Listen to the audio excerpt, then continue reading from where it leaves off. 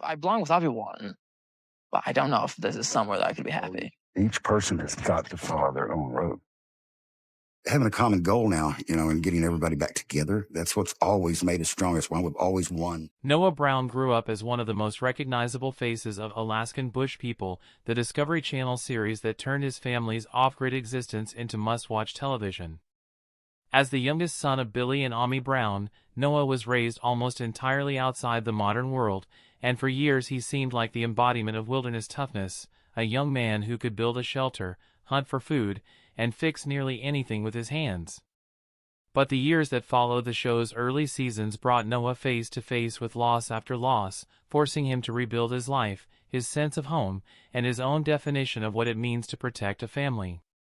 This is the story of how a boy raised in the Alaskan bush became a husband and father who had to walk away from the only life he had ever known. Noah was born in 1992, the youngest of Billy and Ami Brown's 7 children, and like his siblings he grew up almost entirely off the grid. The Brown children didn't attend traditional schools. Instead, Ami homeschooled them while Billy taught them the practical skills needed to survive in the wilderness: hunting, fishing, building, and reading the land itself. It was an upbringing built around self-reliance rather than classrooms, and Noah has said openly that it left him without much experience socializing outside his own family. That isolation shaped him into someone who preferred solitude and open land over crowds, a trait that would later surface when he and his own wife disagreed about whether their children should attend a traditional school. Within the family, Noah earned a reputation as Mr. Fix-It, the sibling with a knack for gadgets, inventions, and problem-solving, and viewers came to know him as an avid reader with an unusual mix of interests, from bow hunting to magic tricks. The Brown family's rise to fame began when the Discovery Channel took notice of their remote lifestyle and built a series around it. Alaskan Bush People premiered on May 6, 2014, introducing audiences to a family that appeared to reject nearly everything about modern convenience. The show followed the Browns as they built shelters, hunted for food, and navigated the punishing Alaskan wilderness together, and Noah quickly became a fan favorite for his blend of rugged competence and unexpected sincerity. Even as questions arose from critics about how much of the reality format was staged for television, the show found a loyal audience and ran for 14 seasons, eventually shifting much of its filming from Alaska to a new home base in Washington state. Fame changed the Browns' lives in ways they likely never anticipated when producers first arrived at their homestead, and for Noah, it meant that his private struggles, his awkward attempts at romance, his family's health scares, and eventually his own devastating losses, would play out in front of millions of viewers. Life for the Browns was rarely simple even before the cameras arrived, and the years documented on the show only added new layers of hardship. In the spring of 2017, Ami Brown was diagnosed with an advanced form of lung cancer and given a survival outlook that alarmed the entire family.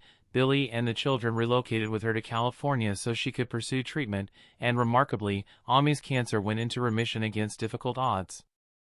That health scare was one of several disruptions that eventually pulled the family away from their original wilderness base. Following the show's 8th season, the Browns left Alaska for good and settled permanently in Washington state, purchasing a large property in the North Cascade Mountains that would serve as their new home and the primary filming location for later seasons. It was there, on that Washington property, that the family would soon face 2 of the most devastating chapters of their story. In August 2020, a massive wildfire broke out on Palmer Mountain near the family's Washington property, part of a broader wildfire event that ultimately burned close to 18,000 acres across Okanagan County. Noah, his wife Rain, and several of his siblings shared the news with fans directly, describing a fire that was still raging as they spoke and urging their followers to support wildfire relief efforts rather than worry about the family itself. Everyone escaped safely, but the fire consumed a significant part of the property the Browns had built their new life around, destroying homes, structures, and years of accumulated belongings. For a family whose entire identity had been built around self-sufficiency and a deep physical connection to their land, watching that land burn was not just a financial setback, it was the loss of a place that represented safety, tradition, and their father's vision for how they should live. The wildfire alone would have been a defining hardship for most families, but the Browns were not given time to fully process it before tragedy struck again. In February 2021, Billy Brown, the family's patriarch, the man who had shaped Noah's entire understanding of the wilderness and of manhood itself, died suddenly after suffering a seizure. He was 68 years old. Billy had been the driving force behind the family's move to Alaska decades earlier and the person most responsible for the survivalist philosophy that defined their lives and their television show. His death left a void that no fire could compare to, stripping the family of both a father and the central figure around whom their entire identity had been built. For Noah specifically, losing Billy meant losing the man who had taught him to fish, hunt, and build shelters from nothing, as well as the parent whose approval and guidance had quietly shaped so many of his choices, including his cautious, old-fashioned approach to courtship and his early attempts at romantic gestures that sometimes left him more endearing than smooth. Fame and hardship, it turned out, often arrived together for the Browns, and financial and legal troubles added yet another layer of pressure during these same years. Years before the fire and Billy's death, several family members, including Billy himself, faced legal consequences in Alaska tied to fraudulent permanent fund dividend claims, the annual payments the state distributes to residents, after authorities determined that some family members had continued collecting the benefit despite not meeting residency requirements. The case resulted in guilty pleas, fines, and restitution, and it became a lasting stain on the family's public image even as the show continued to present them as rugged outdoors people living apart from modern systems. For a family whose entire brand depended on authenticity, the case was an uncomfortable reminder that their television lives and their real lives didn't always line up neatly, and it added to a growing sense among longtime viewers that the Browns, like any family, were far more complicated than their on-screen personas suggested. Noah largely stayed out of the legal fallout himself, but he lived through the scrutiny and public skepticism it brought down on his family's name, one more pressure layered on top of health scares, relocations, and the demands of a show that expected the family's private struggles to double as entertainment. Coming so close together, the wildfire and Billy's death forced Noah into decisions that reshaped his entire future. With the family's Washington property devastated and his father no longer there to anchor the household, Noah and his wife made the difficult choice to move out of the family homestead and into a rental home instead of rebuilding immediately on the mountain.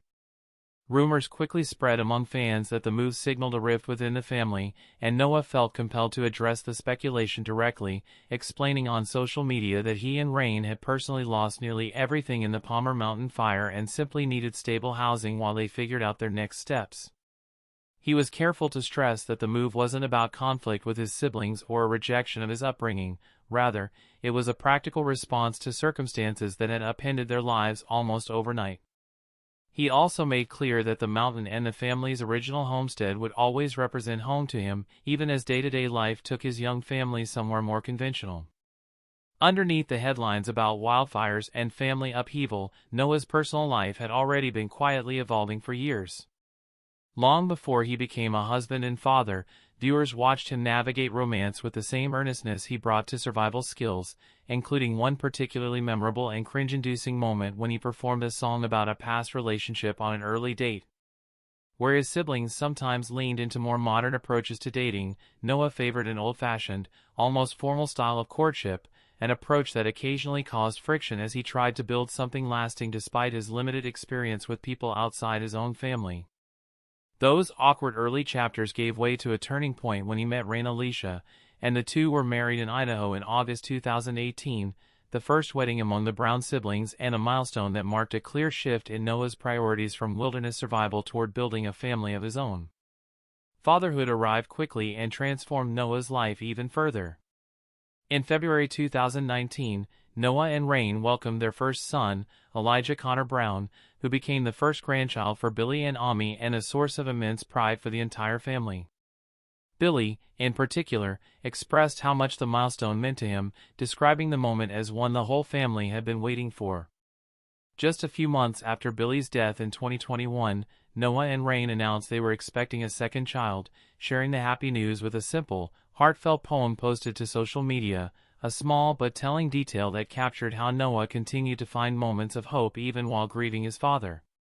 Their second son, Adam, arrived later that year, giving Noah 2 boys to raise and adding urgency to his desire to build a stable, sustainable home for his growing family rather than remain tied to a homestead that had just been ravaged by fire. As the Browns adjusted to life without Billy and without their original mountain retreat, Noah's priorities visibly shifted from the adrenaline of wilderness survival toward the quieter, more demanding work of raising children in a world that required more stability than the bush could offer. Living in a rental home in Washington represented a compromise for a man who had spent his entire life measuring success by his ability to live independently from modern infrastructure, but it also gave his sons access to things Noah himself had never had growing up, including the option of formal schooling and a more predictable daily routine. Interestingly, this created its own quiet tension in his marriage, as Rain expressed interest in giving their children opportunities to socialize with other kids, something Noah, given his own isolated upbringing, didn't always instinctively understand or prioritize. It was a small but revealing example of how Noah's very identity, shaped by a childhood without neighbors, playmates, or classrooms, continued to influence the choices he made as a father, even as he worked to give his own children a different kind of life. Noah's relationship with his father deserves particular attention here, because so much of what Noah went through after Billy's death only makes sense in light of how central Billy was to his upbringing. Billy Brown wasn't simply a parent teaching survival skills, he was the architect of the family's entire worldview, the one who decided the Browns should live apart from mainstream society and who framed that decision, at various points, in terms of faith, self-reliance, and a desire to give his children an unconventional but meaningful life.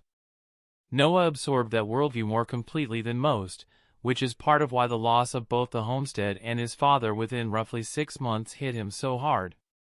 He wasn't just losing a house and a parent, he was losing the two things that had most concretely defined who he was. It's worth noting, too, that grief rarely moves in a straight line, and Noah's public statements during this period reflect that: reassurance one moment, quiet acknowledgement of how hard the transition was the next, and always an insistence that the family's bond with the land hadn't been severed, only interrupted.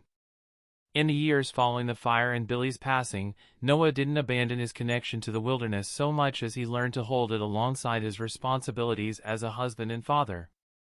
Later seasons of the show found him searching for property back in Alaska, eventually purchasing a small island where he hoped to eventually build a retirement-style home, even as he and Rain chose to keep their sons closer to schools and services in the meantime.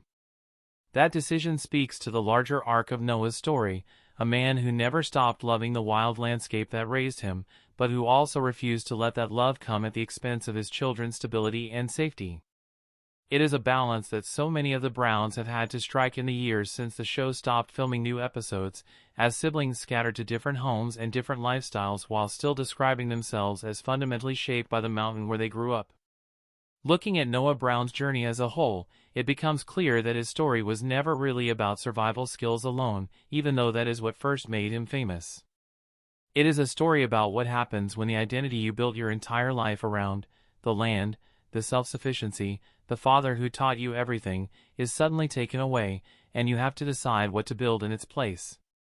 Noah lost his home to fire, lost his father to a sudden seizure, and had to walk away, at least temporarily, from the wilderness way of life his family had spent decades cultivating.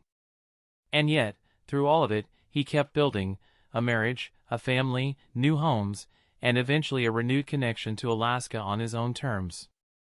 His story resonates not because it romanticizes hardship, but because it shows a man absorbing real, painful loss and choosing, again and again, to prioritize the people in front of him. That, more than any fire-starting technique or survival trick, may be the truest measure of what Noah Brown learned growing up in the Alaskan bush.